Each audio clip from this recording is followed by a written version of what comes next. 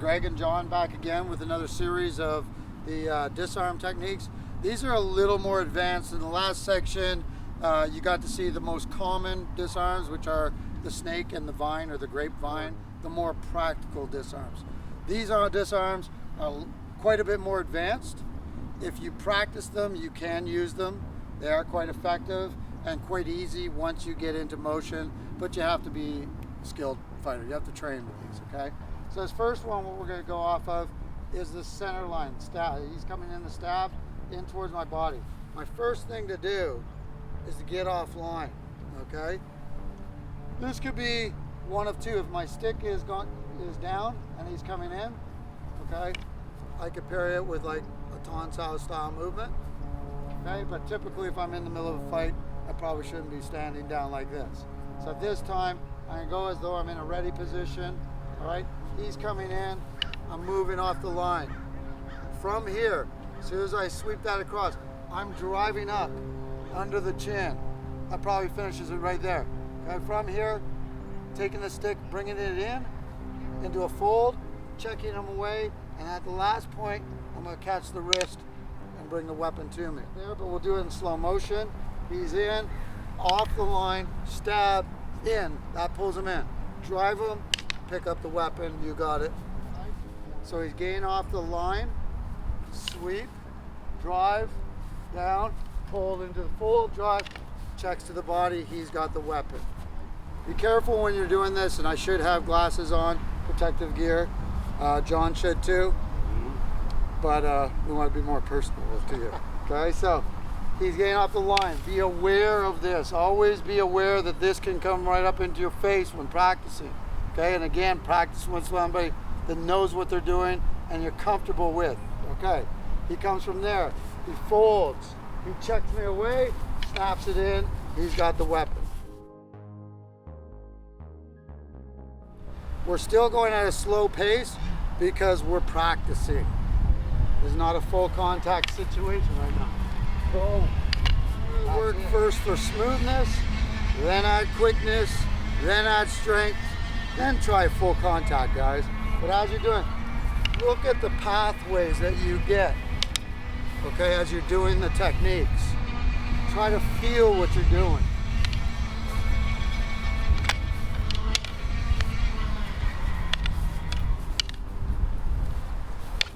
I'll walk through this one more time. So he's coming in, I get off the line, there's the stab, this pulls him into the fold, okay? I don't need much more than this if I just check, okay? As I check, I'm practicing off the shoulder. This could be off his face and then taking the thumb right there, all right? We're in practice going into the body, off the shoulder, and taking the stick to the body instead of breaking the thumb, and we go to work.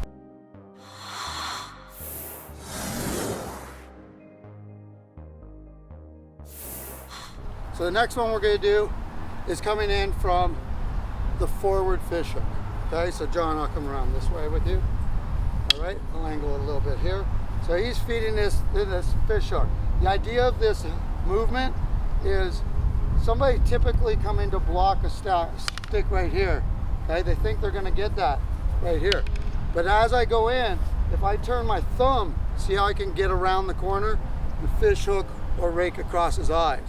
Okay, so it's here, it starts off, but then it fish hooks, all right? And it comes through, I can check, I can back in with the reverse fish hook. Bring it right in, around the shoulder in tight, okay? As he does that, my live hand is gonna stop. I'm gonna pick this up. 3 different movements you can do. One is where we pop it. This is where I'm lining it up. I'm going through the knuckles of his hand, I'm pushing, and I'll shoot it towards you. See, I can do that. Second one that we've got here is to pin it, okay?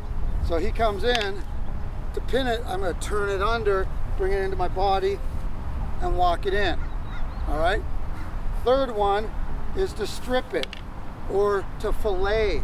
It's as though I'm gonna fillet, the problem people do is they go down this way, okay? If he's holding out a little bit of tension, be careful with this, as this goes down, that could snap right up into my face. So from here, I want to think of not sliding down the stick, but filleting the arm, okay? So I'm here, I'm driving through the arm, all right? This line of the strip is going up into his arm, pop is going through the fingers, fold is coming around and driving it in. So one more time, he's feeding it out, okay? Pop, shoot it at somebody, okay? Fillet, rotate it in, drive it through, okay? And then the strip, I'm just rolling as though I'm just gonna pop it right up his forearm. So just relax your arm, okay? So I'm going right up the forearm, filleting the forearm there, all right? You can see how he can really pop it, boom. Same idea now. He can wrap it under, spin it under into the stab. So he comes around the corner, steps his body in, and drives through. One is the fillet, or stripping it. So as I'm coming in, he goes up my arm. Very nice. Good, and he can go. Reverse fish hook. Again, flag post here. Catching the wrist lock. That means getting the meat of the thumb. At least the middle of the back of the hand, or if you have enough, getting all the way across. Make sure you don't go all the way up and you're not grabbing at the wrist, okay? It's meat of the thumb, thumb to the back of the hand, so I have control, okay? He comes right into it. There's the wrist catch right here. I bring this over my head by tilting this up over. As I come over, the puño or my knuckles make attachment to the base of the heel of his stick, or the puño of his stick, okay? And I pop it out. As I pop it out, I'm gonna apply a little bit of downward pressure, okay, to get him off balance. From here, I've already got this nice position where I can strike, and if I want to, I can drive the head right into the ground. Coming in, I'm clearing it over, okay? Popping it, putting downward pressure, he sinks into the lock. I've got the lock with the strike. If I want to turn, okay? Notice that if you're practicing this, guys, we're breaking this down really slow. Sticks are unforgiving. They really can hurt somebody, especially on your vertebrae. So again, don't do this unless you're practicing with somebody that can move with you. Anybody that tries to get tough and tries to jerk at this type of stuff, you can end up with a serious, if not a permanent injury. Here, in tight, stick clears my head. I push with a little downward pressure that tucks him in. I come in, here's the lock. I can really crank this if I want. If I need, knee, whatever I want. As I step, I turn in, replace my foot where his foot is, bring my foot all the way around to where his opposite foot is, and I don't need anything but to turn my head. Notice how I guide his head with the stick, okay? He's not getting hurt because I've turned the stick in to help him up at the very end, rather than just bury the top of his head into the ground. So you can see it as a practice mode, not a full fight. Boom, okay? Coming over, clearing, downward pressure, into the scissor, pull it in tight. There's your strikes, whatever you want, okay? Any strike. As I step, I turn my foot in front of his. Watch this as I guide him. So this, typically if I was gonna do it, I'd just take this tip and put it right into the ground. As I do this, I'm gonna turn it and give a little lift so that he can not hit super hard. Because if you wanted to crank that, I could feel a neck break. You could break a neck on that, easily. If he really put that pressure, the scissor. If I wanted to and he was coming in, you know, this could be really driving, breaking that hand, really driving, doing whatever. We're just gonna have injury. You're not gonna get good unless you practice. Catching it in tight, bringing it across. Now I would tick right there as I go through. We're just gonna concentrate on this here. Bringing it down, trap, scissor. Got our knees, Foot sticks with one, pivot the hip, turn around the corner, bring them down, lift them up. I just want to make one little key note. If you guys are missing the puño disarm, from here and I get that grab, as I grab, you notice I'm altering and turning my stick, so the puño is going to be right where I need it to be to shoot that forward for that nice disarm.